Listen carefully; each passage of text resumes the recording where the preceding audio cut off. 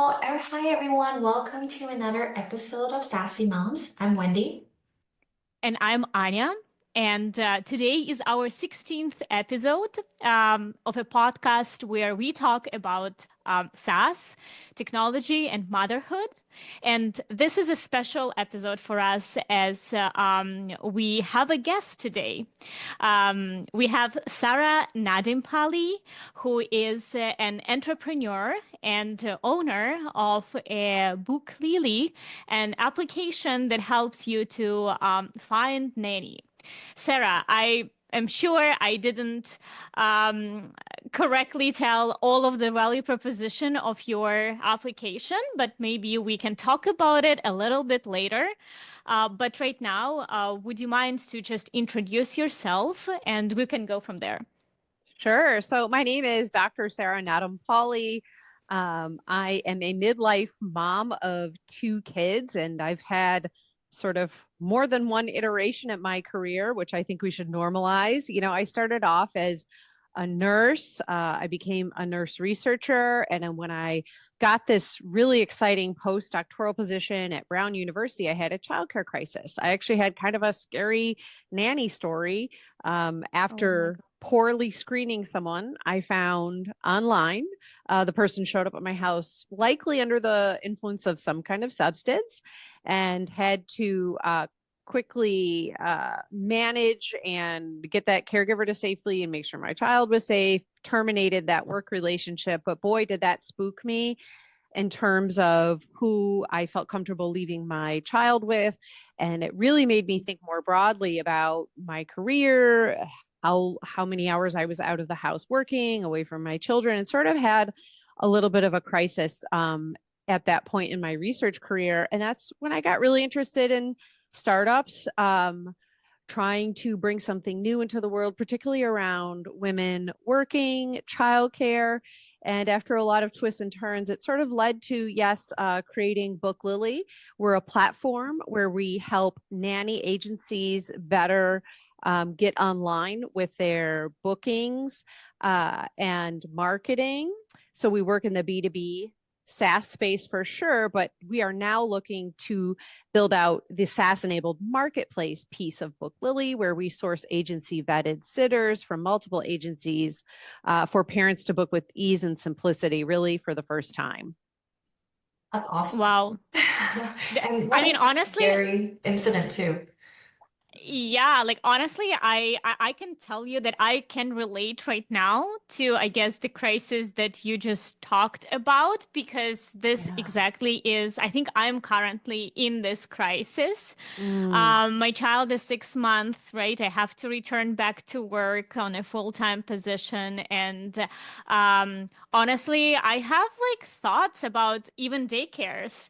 Like, Hmm. okay, like Yeah. what if my child is in daycare? I don't know what's happening. Like, what if someone drops him? What if he falls and no one will tell me? Like, all of this thoughts Hmm. really are scary, but I guess we can talk about it in our sassy struggle section. For And sure.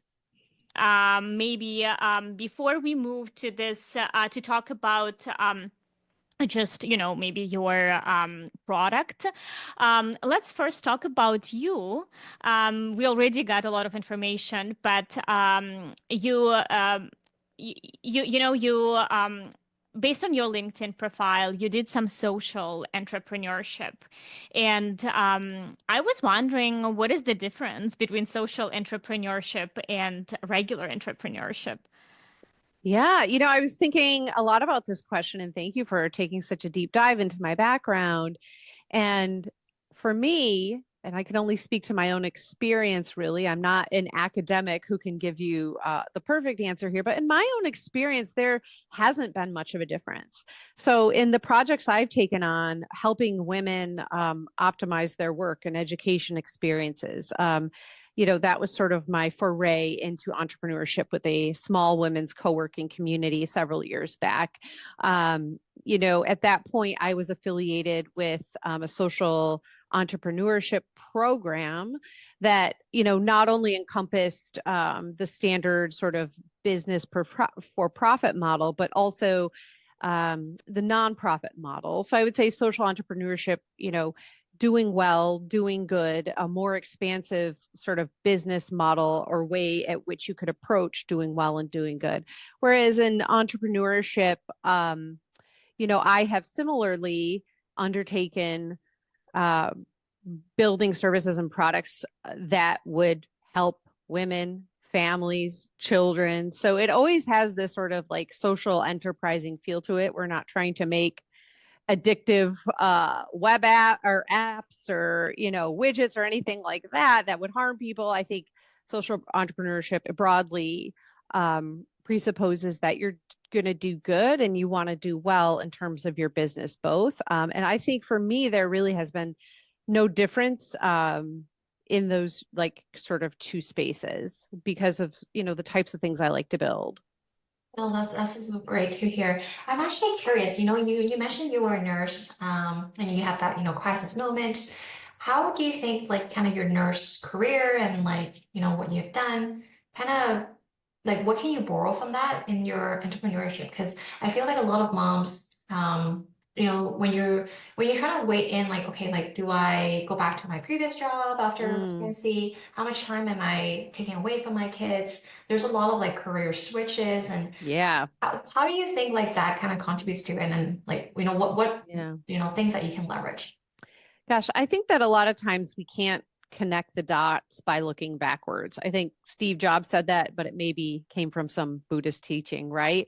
So recently I've been able to look backwards because I have struggled with this. I was trained as a nurse, I was a researcher, and even my husband would say, what are you doing in this startup entrepreneurship space? Like use your PhD in a traditional way, right?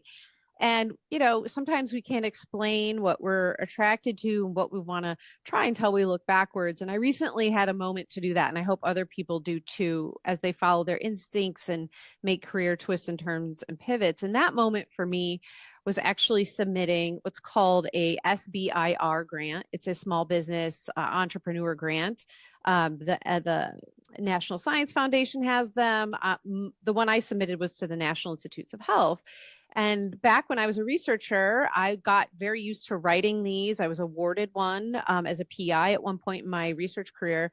And what was so delightful is that I could put together a grant in the entrepreneur space for the NIH using a lot of those skills that I could not have developed elsewhere outside of a PhD. And so submitting that grant, getting an outstanding score, we're still waiting to hear on funding, but even getting the, robustly positive reviews from the reviewers was validation to me that you're onto something. You're using everything you've developed in the past, maybe in a different way. I never expected to be using my NIH grant writing skills in the sort of SaaS-enabled marketplace, business space. But look, there it is. There are some dots connecting. So I would say, those moments where the dots connect can be sort of rare, but they will come. And I think, it's important to carry on with your conviction. If you have conviction, that's really the number one thing that should keep you going in a startup, and also working with great people. So I've always been able to work with A-player people, and I have a lot of conviction around what I'm doing. And as long as you have that and some runway to work with, you should keep going in the direction of your intuition, your dreams, and your goals. Because eventually, you keep stirring the pot long enough, you will find where you need to go, and you can look back and connect some of those dots a little more readily. Yeah. That's super awesome to hear. I think a lot of things that you mentioned like resonated with me as well because I feel like even as a mom, like instinct, it's like one thing that I kind of rely on. And like as a new mom too, right? Like you don't know what you're doing. A lot of things you're kind of navigating the first time. So Mhm. no, this is really great tip. Just follow instinct, have conviction, have passion on what you're doing. I think you'll eventually kind of find your own path too.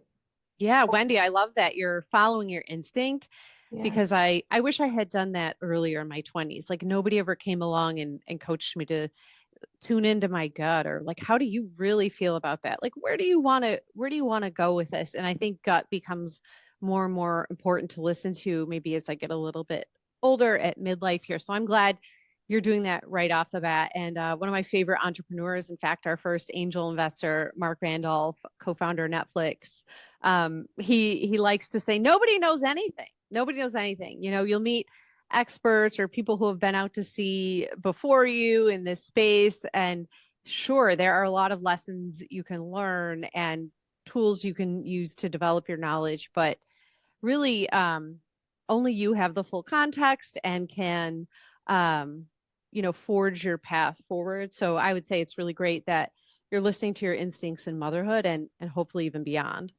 Yeah, and hopefully it's the right instinct too, because you're like second guessing yourself too sometimes as a mom. But one of the things I'm curious, so you had a stable job obviously as a nurse, as a researcher. This whole pivot to entrepreneur. What was that like? And like obviously you probably had your husband supporting you, being supportive and all that. But I want to hear about it because I think I am in that similar position where I'm like should I be going out there being a consultant? Should I be doing a 9 to 5 job? These are some of the Mm. questions that I have, and even as myself as someone that's been working a 9 to 5 job for a while. Yeah. And, I really feel that the supports and resources that we end up having largely by no huge fault or intention of our own drive a lot of our ability to follow our instincts and our dreams and our startup goals. So you're absolutely right to point out, hey, there's no stable paycheck. Usually in the beginning with startups until you potentially get some traction and then you might get some investors, but then you are on a timeline. You are, the clock is ticking to get to product market fit and producing. And so, one of my mentors, she sort of threw her hands up and said, thankfully my wife had a very stable job where I could afford to take some of these big swings and these big risks. And so that is definitely something that applies to me. I have a partner who does have that stable job, and it allows me a little more freedom to take more of a risk. So I think it's important to be honest about the resources that we bring to bear or that some of us have and some of us don't have by really no fault or earned privilege of our own. So it is a privilege to have a partner who's supportive. And I think many of us who are able to be in this space and doing what we do have a similar setup as myself, my advisor. But it just speaks to how it would be important to think about ways to build things, startups, follow your dreams, maybe when that support isn't there. So one thing, again, one of my mentors, Mark Randolph, has said, don't quit your day job until your sort of small budding side hustle starts to show some promise. That's one way to do it. Like you could, by day be a consultant and keep your job. I listen to a lot of the SaaS podcasts. The SaaS sort of bootstrapped community is famously one where they keep their day jobs for a while, and then their SaaS product is a side hustle or a hobby for some time until they feel confident stepping away from that kind of stable salary.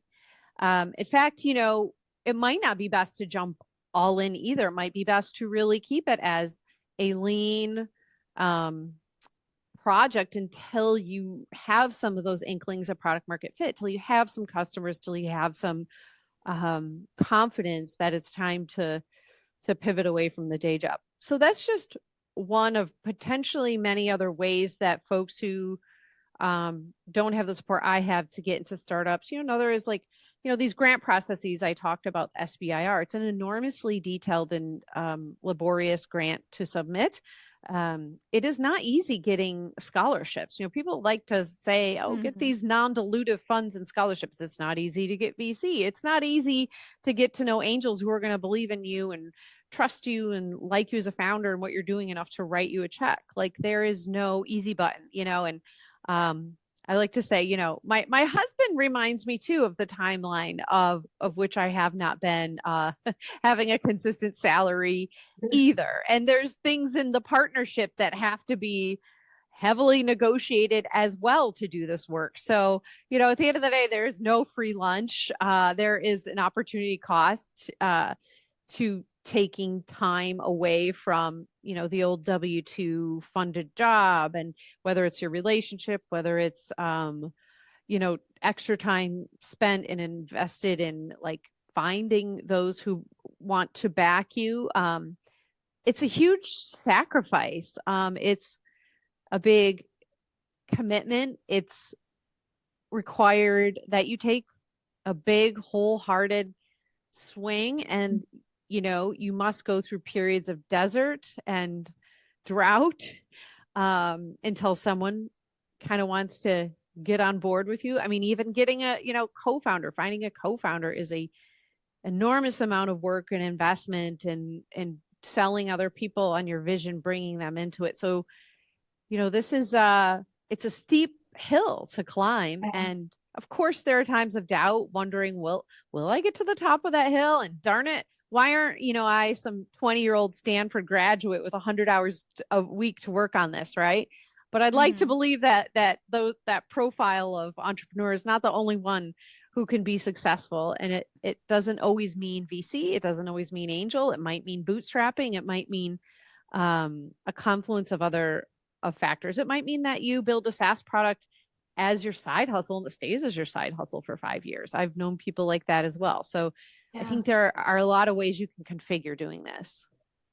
No, this is really good perspective, and hearing kind of your experience too, right? There were a couple things that I really want to learn a little bit more.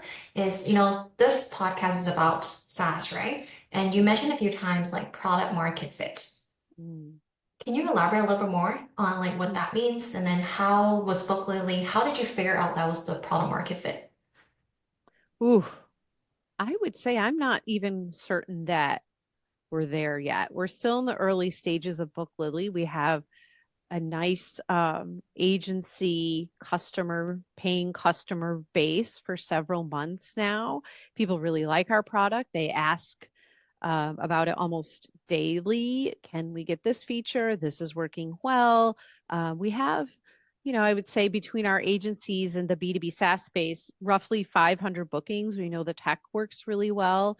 I'm not entirely sure we'll ever reach product market fit in the B2B nanny agency space.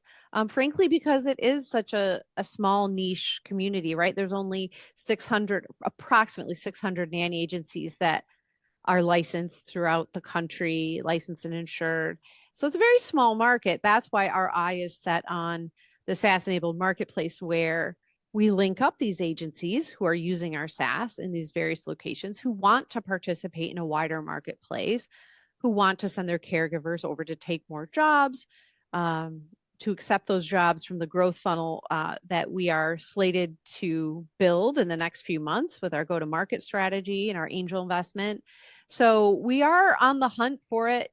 I've heard product market fit described several different ways. The most simplest one is you just know it when you see it. You just feel it in your bones that people are hungry to eat up your product, and can't wait to have more of it. Lenny Rajitsky has a great graphic on product market fit. On average, it takes companies like 18 months to find product market fit, some sooner. Usually those with some sort of funding, I would imagine, hit it sooner.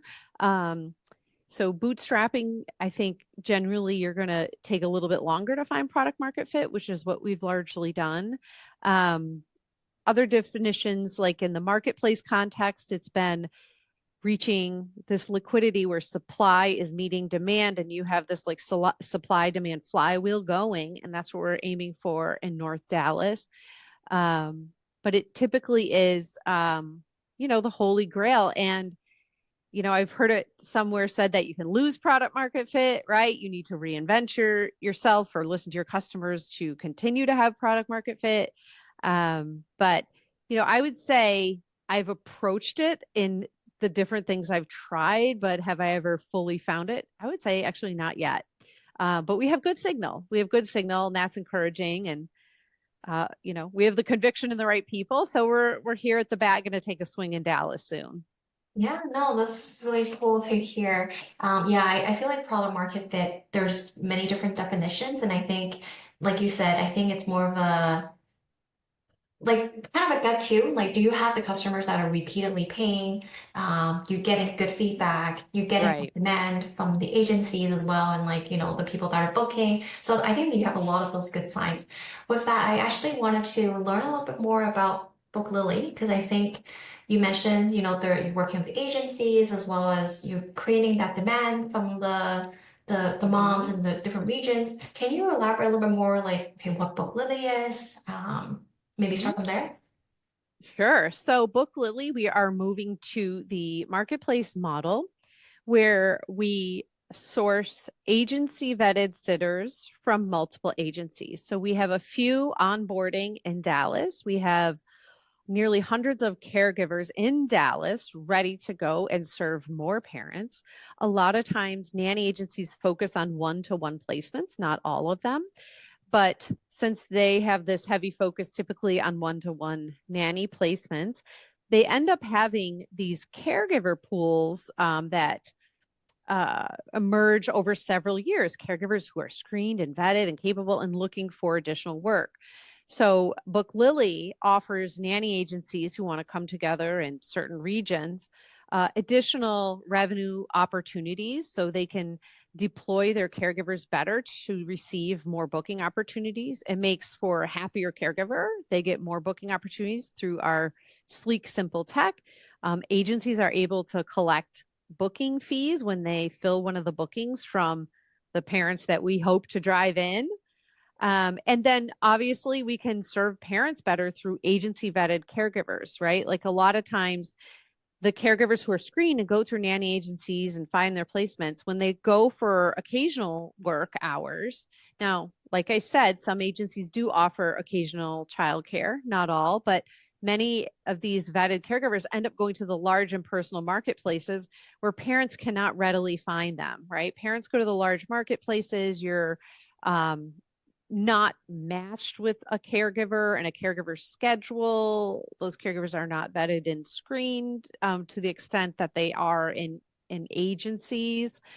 So we're offering a safe, efficient solution to deploy these sort of nascent caregiver pools, hopefully at scale, starting in Dallas, where we can get the flywheel going, some semblance of product market fit, some excitement around parents now having a 4-minute journey to be able to access screened and vetted caregivers versus multiple hours, weeks, and months on the Facebook message boards, on the large and personal marketplaces.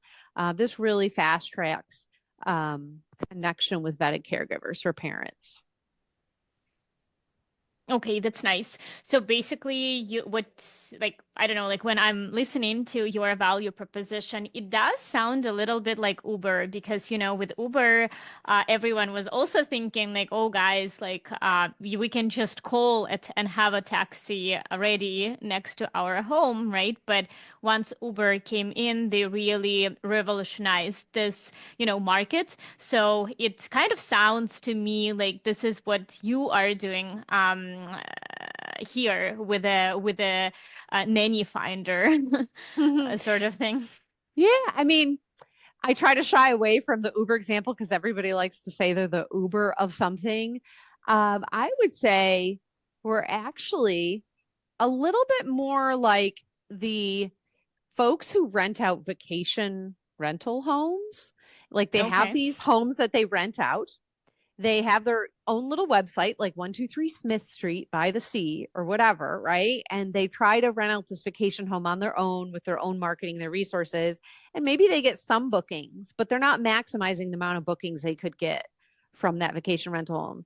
So they go and then they list that home on Airbnb and VRBO. And then they start multiplying their bookings because they have the marketing, they have the growth funnel. It's really just an extra distribution channel for agencies to showcase their caregivers. And then, yes, parents quickly use our web app, our SMS text message based booking system, and can access, and I use the word access because we don't guarantee that the minute you ask for one request, you're going to have that caregiver at your door. And so it's not on demand like Uber is. I would say it's almost on demand. And I would say, perhaps we don't want on demand childcare exactly, right? Except in the context of you're on vacation, you're at a hotel, perhaps I can get someone in the next few days. Well, that's a special request we can also accommodate and look at. But parents will have access to a cadre of screened and vetted caregivers appropriately matched for them. And of course, we're going to aim to fill every single booking that comes in, but you'll be able to, submit more than one request. And, maybe if like one date doesn't work out, you submit another date, or maybe like we see on our end. So this is a highly managed marketplace. The agency sees, and we see that parents put in maybe a rate that's a little lower than market rate, and we give guidance on the rate that parents should propose. But maybe we see that's a little lower than market, and we'll get on the phone or we'll text message that parent, hey, we see your booking is unfilled, none of the caregivers picked it up. One of the things we might suggest is, increasing your hourly rate to X amount. And we see in the B2B SaaS level with our handful of agencies using us, parents will adjust their rates and then a caregiver will pick it up. So it is managed. There's coaching involved. We, try not to be, the sort of just like Uber, you're going to get someone at your fingertips. And, we have several steps in place where after a caregiver accepts a booking, there's a shared text message between the agency owner, the parent, and the caregiver. Communication is highly encouraged at that stage.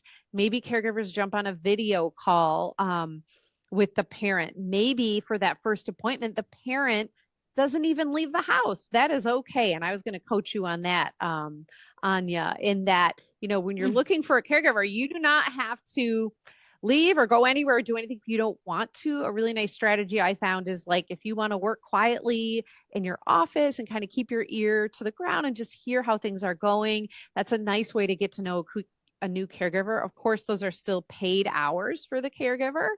But those sort of strategies allowed me to get comfortable with someone I really hadn't ever met, working with my children, which is really one of the most sort of sensitive things that you'll encounter as a parent, right? Like allowing someone else to care for your child. So it is a challenging thing to do to, have someone enter your home who you don't know. But, once you have sort of an agency behind you, and that BookLilli folks are watching these bookings take place, and able to facilitate sort of between the booking and the actual service appointment, it just bolsters confidence in, the caregivers that you're being linked with. And we always say that, like, look, if a caregiver or family ends up meeting or chatting with the caregiver on text or on video, and there's some discomfort, like there's no recourse if if there's, like we just didn't find a fit. Like sometimes you'll be perfectly matched with someone on paper, and the agency owners know this well, you just don't find that perfect fit, then there's no recourse to, just simply canceling the appointment and looking for a different appointment with a different caregiver. That's nice. Okay. And yeah, I will talk about actually maybe in a sassy struggles about this pain point of like getting to know a nanny. One of the questions that I have, so throughout your experiments currently, and I understand that you're still like a startup, you're trying to find your maybe ideal customer, your like ideal business model. But so far, were you able to see like, is your service and BookLilli, is it like, do you see best results when someone just needs, a date night, or is it more to like find someone like long term and maybe potentially get this person on a more regular basis? That's a great question. Yeah. So Our firm stance is that agencies are the very best number one go-to source of care for parents. Parents just unfortunately don't know how to access their local agency. There might not be an agency in their area that they know of. Parents do typically think of agencies as a high luxury service. You have to pay the finder's fee and then you have to pay the caregiver on top of all of that.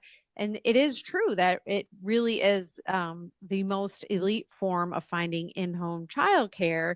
And we do recommend that for parents who want a regularly scheduled nanny, let's say a nanny, for a longer term contract, even like a 3 to 6 months appointment, a regular schedule, you're going to want to work directly with a nanny agency owner for that sort of match. Now, our occasional care platform for parents who do want the date night, the flex care, the like bench of caregivers. Okay, I want to have 4 caregivers who are agency vetted and screened, and I want to be able to favorite them and get to know them and be able to send out booking requests that go to all of them in minutes instead of texting them all individually. Like for that parent, we are an ideal funnel in which to engage. And then what we believe will happen is once parents start engaging with our agency vetted occasional caregivers, they're going to be interested in these one-to-one placements and perhaps working more long-term with the caregivers. And that's when the parent can just let us know, we want to take this to the next level. Now, as savvy entrepreneurs, you're probably thinking like, oh my gosh, everyone's going to disintermediate or go off platform. Well, one of the kind of secret sauces of our platform is that agency vetted caregivers tend to be very loyal to the agencies themselves. So when a parent says, and it has happened, we've seen this in the B2B SaaS level, like, well, let's just go off platform and I can hire you as my full-time nanny. Typically the caregiver will say, I am affiliated with this agency. I'm referred by them. They helped me get a lot of work over the years. So we need to do this properly and go through the agency for either the one-to-one placement or the continued occasional care bookings. So that's been great to have that loyalty from the sitters. And, hopefully we'll build up that loyalty with the parents as they see really how having our booking app and, affordable the subscription fees actually are. So in a way, BookLilli is helping to democratize access to vetted caregivers. So instead of paying, a $5,000 or $13,000 or sometimes even a $30,000 placement fee for a subscription fee, and I think we're launching Dallas somewhere, don't quote me, at like $69.99 a month, you can get 3 bookings. So for under $25 a booking, you can get an agency vetted caregiver to complete a booking at your fingertips. I think we're starting with like $30 for sort of the one-off bookings. If that hotel population is able to find a caregiver from our healthy pool there to cover date night at a hotel. So in this way, parents will be able to more economically access vetted caregivers from agencies who might not be in a position for a one-to-one placement, but want to still work with a robust quality pool of caregivers. So those are kind of some of the different ways that caregivers can engage with us. And to speak to your question about placement, nanny versus occasional care, right? So we believe, again, just to summarize, placements best done one-to-one with agencies. Occasional care, you can find out, we can tell you some of the other agencies using our software right now. It makes it really easy to access those caregivers.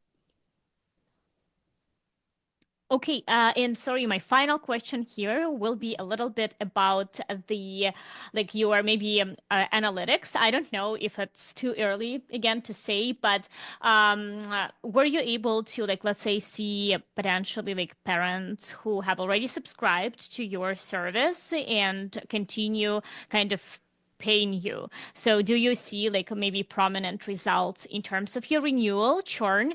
And also, we did an episode on pricing. Mhm. Also am wondering if when pricing your product, like what strategies did you use? And Mhm. how did you decide that like 69.99 is the best price for the value that you give to your parents? So it's kind of two Mm. questions in one, but it's just a little bit more maybe, in the weeds of the business, if you can give any recommendation to, moms who are starting their SaaS Yeah. business to, help them to understand, oh, how do I even like price my product? Is there Yeah. expected Oh, renewal? yeah. Pricing is so hard. So I'll just clarify that over the past like 7 or 8 months, we've launched our B2B SaaS tech with the agencies only. And so for several months, we've had agency owners paying their subscriptions. We've only had one churn. So we've really gotten, a trust moat built Mm, with the nanny agencies themselves. And we won't be able to test our parent pricing with our growth funnel until we launch Dallas next month in July. And so we will then be able to test that subscription fee I was talking to you mm, about. We also have we'll have a $99 registration fee. We're going to be able to waive some of that for our founding families. But we can look to other agencies who have gotten the flywheel going, and there's a few of them throughout the country. But again, these agencies are typically located in just one, maybe two regions who, really have that occasional care pool going. And we were able to glean some lessons from those other agencies as well, in terms of the subscription sort of knowing that not everyone's going to max out their subscription. They're not going to use like their full 3 bookings a month. Maybe they use 1 to 2, but at a certain price point, it's convenient, it's worth it, and they don't leave the platform, they don't churn. So, yeah, I think there is certainly an art and science to pricing, and you don't want to price yourself too low, especially us, because this is, really a luxury service of working with these agency vetted mm-hmm. caregivers, and Yeah. they're certainly like worth a premium price. But at the same time, you want to get your customers in and using it. So Mm-hmm. that's what I'm dealing with going to market, with this like new service. How do we make it sweet and easy for our founding families, our early adopters, but also at a respectable price point that reflects our frankly like very high level service. So that's kind of where I'm at. I will report back on how it goes with the parent subscription model, hopefully in a few months. No, that's great to hear. I'm actually really excited to even hear that you're officially launching in Dallas. I think you said July, right? Mm-hmm. Can you talk us through a little bit about that? Like, what does it look like? Because July is coming up very soon. Mm-hmm. And how do So you feel? yeah. Yeah, I think it is soon. And saying it out loud, I'm like, well, maybe we should push it back a month. But no, it's so interesting work-life balance, right? The whole plan is based around my kids being out of town with my husband for a week. And so it's like the perfect opportunity for me to go to Dallas and shake hands and meet people.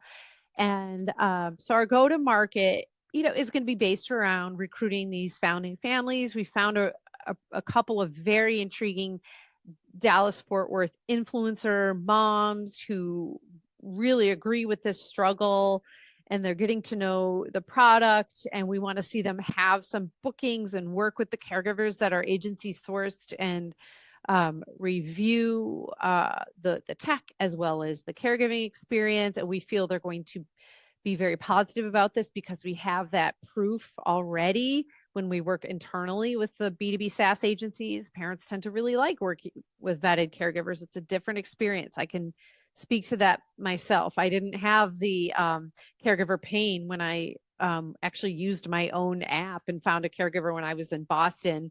It was such a remarkable experience to have someone really excited to be on the job. I knew they were very well trained and screened by the agency, and it was just like a whole new ball game. So really you need your early adopters to love what you've built and the service you've built, and then to talk about it and to organically get the flywheel going.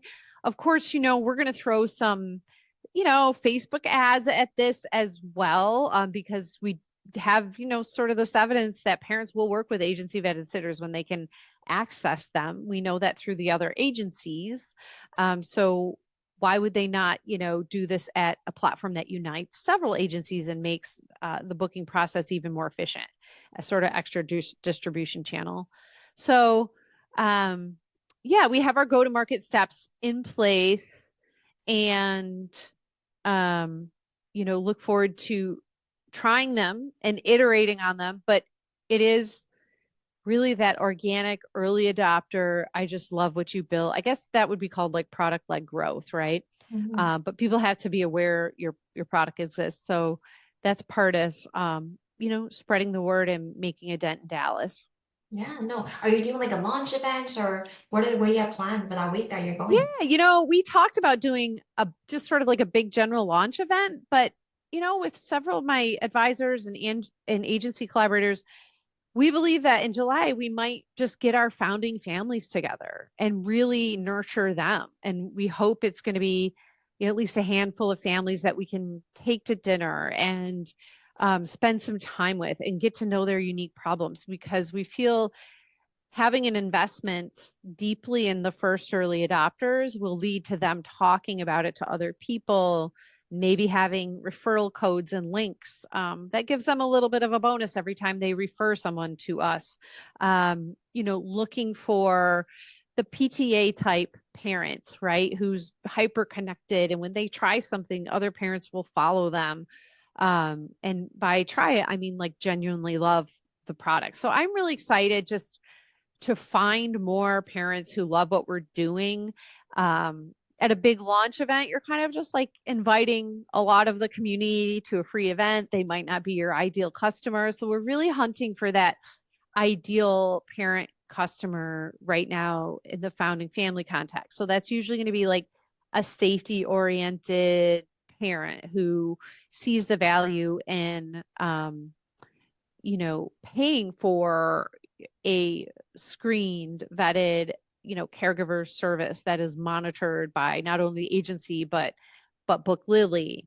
It's going to be the parent that prioritizes their relationship with their partner or their friends and really wants to get out, which we really support. It's very healthy, right, to have time away and to invest in vetted caregivers. It's also really great for kids to have, to receive care from someone who's not their parents and to do things that you might not do as a parent. Like there are some certain board games I really don't want to play. And our babysitter comes in and plays some great board games with our kids and it does activities I don't do. So these are all like really healthy, things to engage in. And we were looking for parents who prioritize those things as well as our early adopters, and hopefully they will spread the word.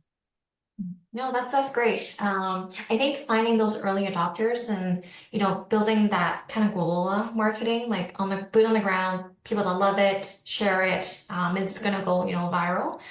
So I really like that, and I'm looking forward to hearing about it after too. Actually, one thing that really interested me when you were, chatting, you lean on a lot of advisors, and you mentioned, quite a few, and then you even mentioned, mentioned like investments and things. Mhm. I'm actually really curious. So how did you find those advisors? How do you find those investors?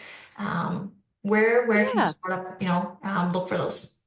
Yeah. I mean, I'll shout out to my local entrepreneurial hub, Rhode Island Hub, RI Hub, a cadre of services, tip free. They're free. Like I get venture mentoring services. I've had that for years. They don't pressure you. They're not like invested with equity in the company or anything. They're kind of, the captains who have been out to sea and have sold a company or something. They just want to mentor and support a new generation. So that's been a really nice source of mentorship. And some of these pitch competitions, just getting out there a little bit here and there. You can't go to every one. You can't do all the networking. You can't do all of that. You actually need to do your best to focus on your customers and your product primarily. but advisors are helpful. Like I had the privilege to be on Mark Randolph's podcast several years ago, and I participated heavily in a community he tested out with Discord for some time. And getting in front of people, sharing updates on your project, asking them for guidance, for insight, not just asking them for the angel check or the VC check, but building the relationships, I think, are important with folks who have built similar things. Like I was just at one of these kind of like pizza and pitches events, and there was an investor who was one of the first people on a very famous large marketplace. I won't say which one it is to protect his anonymity, but he was able to glean some insights and share those with me about what I'm building. And he handed me his card and is like, why don't you stay in touch? And so I think those opportunities are important. It's a challenge when, you do have a family and a life, you're a mom, but at the same time, I think you all can tell my conviction around this. And my conviction comes from being the mom and having the pain. And that's why I've stuck with it for so long. And so, yes, advisors are an important part of the picture, but, I tend to, get sort of like knee deep in the people, the advising, the mentoring. And, that's why it's so great to have a technical co-founder who's really helpful and focus. He's like, all right, focus, let's get back to, customers. We need paying customers. We need them to love the product. And that's how, you really go and you start to have a business. No, Yeah. that's also really good to hear. Actually, there's so many resources, I think, locally and, online. I think we all can, do some research on understanding what that helped. But love those experience that you had and like people just willing to help and, supporting. It's amazing to hear. Mm-hmm.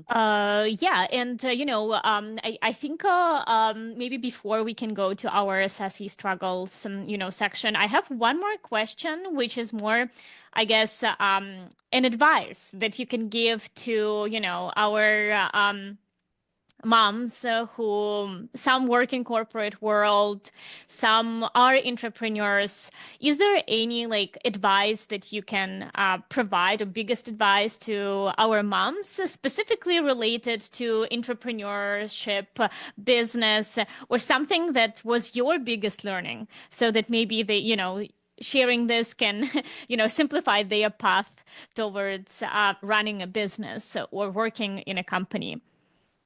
Yeah, I would say really it is to get the support that you need. So we source not only the babysitters, occasional care, but these caregivers also work as fractional family assistants. They can come in and fold your laundry. They can cook a family meal. They can fold down the mountain of boxes. They can, do returns and things. Like there are a lot of emerging sources of support. I love Sundays, which is an executive family assistant, a virtual executive family assistant that will organize your schedule in your life. I think these sources of support are really important to access and have zero guilt around accessing them.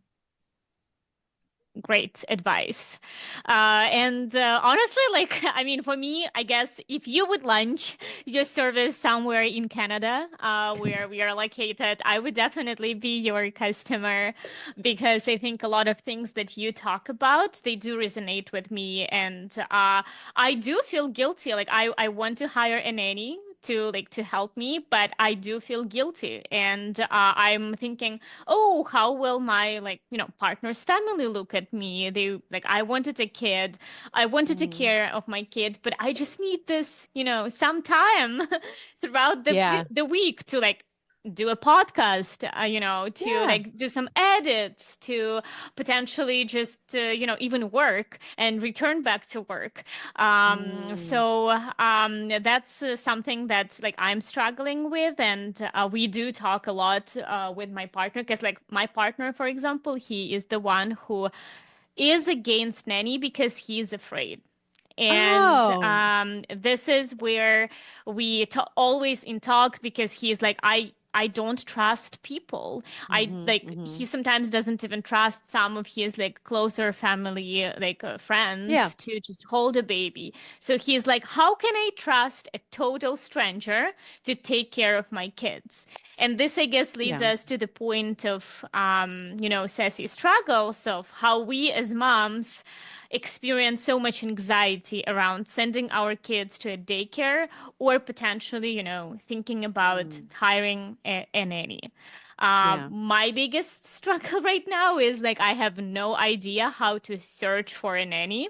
Mm, Um, the thing is that agencies obviously might be a nice choice, but they mhm, are very, very expensive if you consider like full-time or like mhm. a part-time even. It is So true. this becomes kind of a referral game. Mhm. And this becomes like a trouble because you just like really like searching for referral and not always can you find it. That's So, true. Yeah, so I want to drop a few resources. One is the Choosing Childcare PDF by Shannon the Nanny. It's Shani V. Perolaz. mm, She has a wonderful Choosing Childcare guide that helps you discern between childcare, nanny, and yes, there are all those emotions wrapped around in it. I took a lot of time away from work to be with my children and raise my children. And, you hear these things about you'll never regret the time you took off for your kids. But sometimes you do hear women in particular, and, we need to bring men more into this picture too. It shouldn't just be the burden on us to decide, like, leave the workforce, stay in, caregiving, mhm. not, right? But then sometimes you'll hear women say with a little bit of regret, like, I kind of wish I would have stayed in. I wish I would have somehow figured out a way to keep a hand in it because my life has changed. And now, my career is sort of faded away and I don't know what I'm going to do next. So there's choosing childcare. There's also, I will say in Canada, BookLilli is in the US, but you have to go to Nannies on Call. I don't know where you're located. She services a couple spots in Canada. Nannies on Call is a phenomenal nanny agency, Mm, and they have an occasional care pool that you can book with for, again, a much more like cost doable price than the one-to-one placement services. So that's the Canada arm. I actually look to her a lot for how she's built her own tech and deploys her mm, pool. And I'll say, like, honestly, I thought I was going to have family kind of swoop in and help me more, and that's not the way it turned out. I um, saw some discomfort in a family member when they took care of my child, and that's when I sort of like got into the nanny space, and I'm like, let's try the nanny space. And some of the mhm. nannies that came in, they were so experienced, so good at what they did. So I don't mean to say I only had a scary nanny story. I mean, I worked with Mhm. incredible nannies who changed my life, who were my partners, who 10 years later I'm still in touch with. So this is a great way to sort of like round things out and end things and saying that, caregivers have changed my life for the positive. They've allowed me to do this work. They've allowed me to do much of my work in the past. And so when you find the right ones, and typically you're going to want to do it with an agency partner, they will change your life and allow you to stay in the game. And, I think we really should come out with some numbers around, yes, the prices are really steep and we need, more national support in the US, vouchers, like a systemic, Mhm. um, political system to support childcare in the US indefinitely. Um, but I think you would see the ROI on getting the child care, maybe not right now, but maybe when you look back and you connect the dots and you say, well, how much, of an, 501k did I miss out on? Like, what are those years of income that I missed out on that I now don't have because I, ha- had trouble getting over this trust barrier and taking the next step and trusting somebody else Mhm. to help care for my kids, which I think is such a worthwhile endeavor to be able to do that. So just a little older mom perspective on that. Well, I mean, I'm also like thinking, okay, if I get a full-time nanny, how much income I'm going to, I consider this investment, but Hmm. still, right? I'm thinking, okay, the income that I was getting before now, it's like turns into a huge expense instead of like savings or things like that. And it becomes a very high cost also from this perspective. So that's kind of an interesting, I don't know, journey and thinking in my head. Wendy, Yeah. Yeah, I was Yeah. And it actually should be curious. said. Oh, Yeah. go Go ahead. ahead. yeah. No, no, no, go ahead. It just should be said too that, like I've mentioned a couple times here, like nanny one-to-one placement, it is a luxury item. It is the highest, Yeah.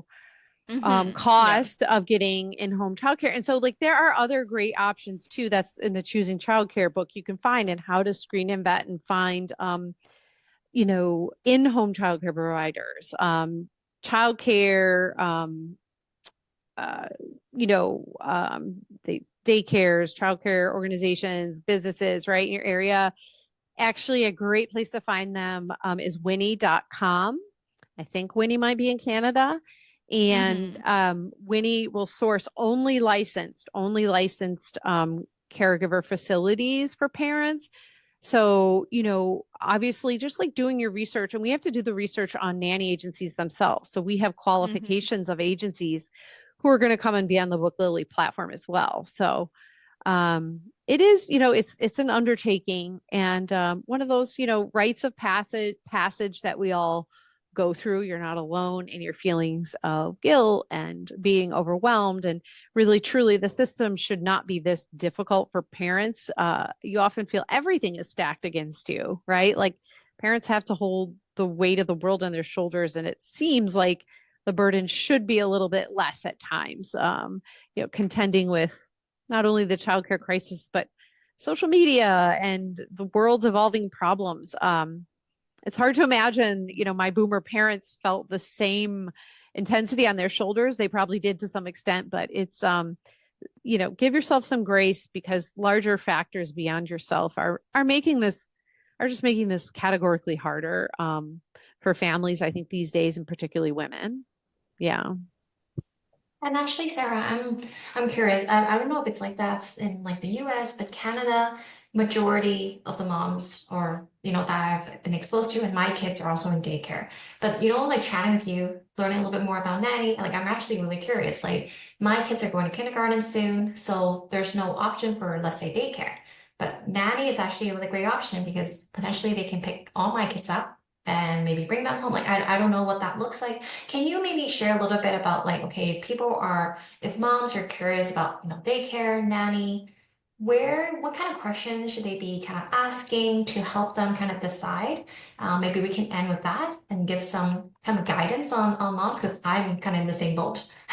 Sure. I mean, budget is a big part of it. And then the Choosing Childcare document like walks you through all of these questions. But,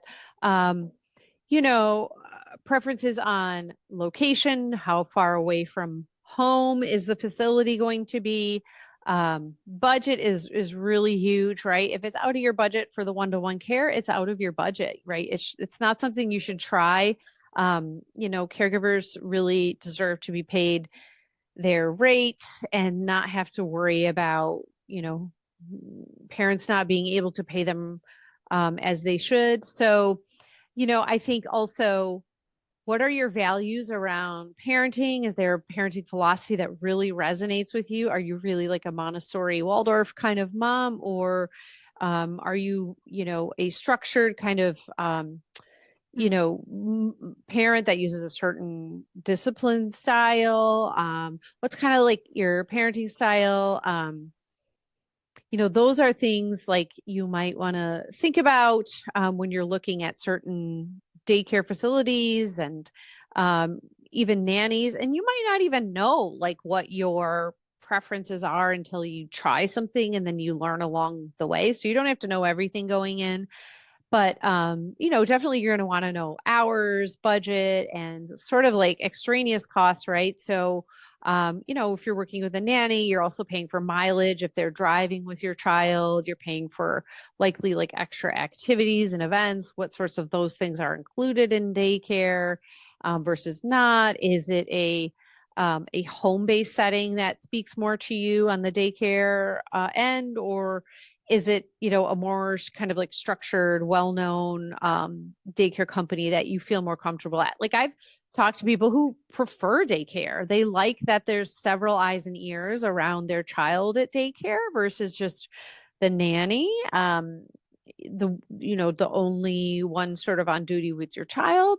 So there are sort of, definite like philosophies around what childcare method is best for you. And of course, like budget, practicality, location, all those things factor in as well.